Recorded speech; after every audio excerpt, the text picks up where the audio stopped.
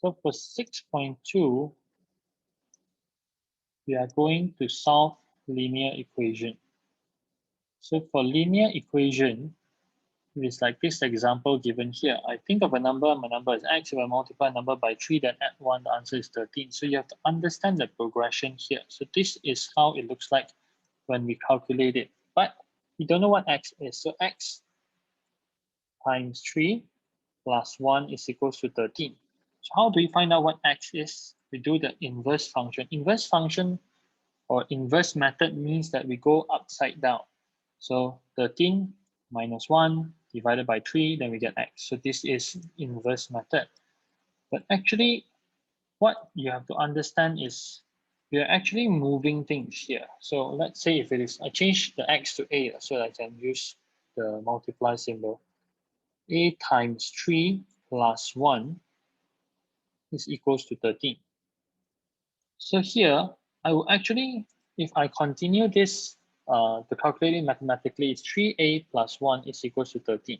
Means 3 apple plus $1 is equals to $13. So how do I find out what 3 is? I just solve it mathematically. 3a is equals to 13. I move it using the bubble method here. This positive 1 move over becomes negative 1. 3a is equals to 12. A is equals to, so 3 apples equals to $12. So 1 apple is equals to $12 divided by 3. So A is equals to 4. So each apple is $4 here.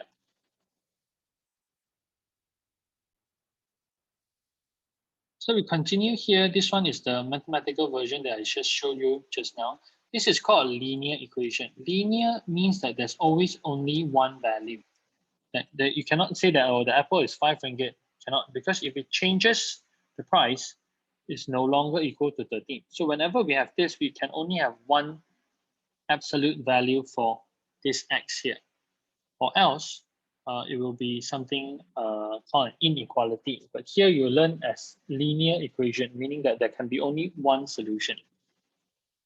So if we look at the example here, it says that it gives you two different equations, 5x minus 2, 3x plus 6. But these two equations are equal. It means that this value here and this value here are equal.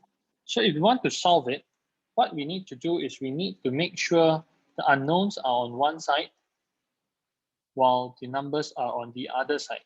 So always try to make sure that your unknown is positive so that you don't need to deal with negative numbers later. So let's make this bigger. Okay, so I'm just going to draw a bubble for each and every one of them. So normally, if you're good at it, later on, you just need to draw bubbles with those with operations on their side. If you're not really good with it, you can draw for all of it. So when you draw for each and every one of it, you can see that, oh, how do I make sure x is positive? 5 is higher here. This is, if I put it over, it become minus 3. So I know that x, if on the left-hand side, then it will be a positive number. So I'm going to move this to the other side. So every time when I teach this chapter here, I always want you to imagine that there is something like a portal. This equal sign is like a portal. When a number passes through this portal, it will change its nature. Means that if it is positive, then it becomes a negative. If it's negative, then it will become a positive. So when this 3x comes over here, it will be 5x minus 3x, because positive will be changed to negative. Same goes to the other one. It means that if this negative 2 move past the portal to go to this side, it will change from negative to positive. So I will get equals to positive 6. I just write as 6 plus 2. So this is the equation that we want to solve. Then 5x minus 3x, we get 2x is equals to 8. And then x is equals to 8 divided by 2, 4. So this manner, we can actually solve. This is solving. When we solve it, means we can find out what what's the x value for it. So if you want to test it, we can actually put it in here. 5 times 4, 20 minus 2, 18. Same thing here, 4 times 3, 12 plus 6, 18. So this is correct. X is equals to 4 is correct because it will make sure both sides are equal.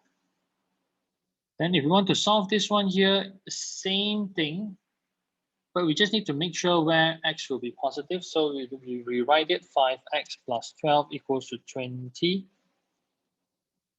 minus 11x. So if you are okay with it, then we don't need the bubble method. If you're not, then draw your bubbles.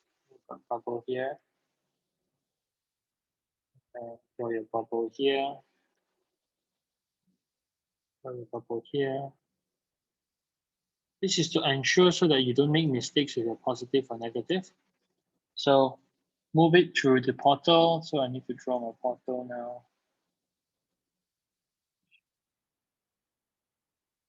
So whenever we move through this portal, it will change. So positive here. So let's look at 5x, negative 11x. If I use mental calculation and move it over, it becomes a plus. So x should be on the left-hand side. So 5x plus 11x is equals to 20.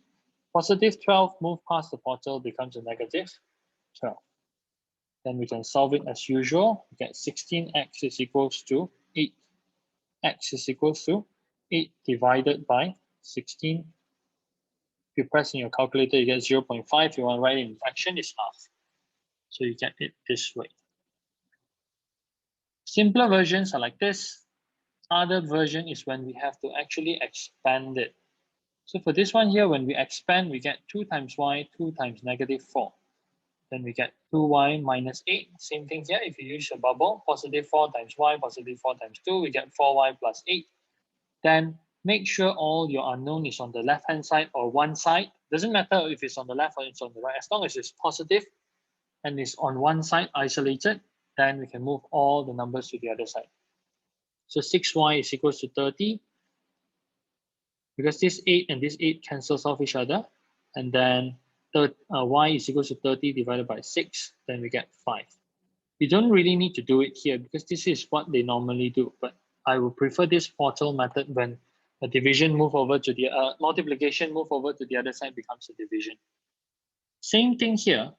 What it means here is actually 6 times p divided by 7. So it's actually 6p over 7 is equals to 10.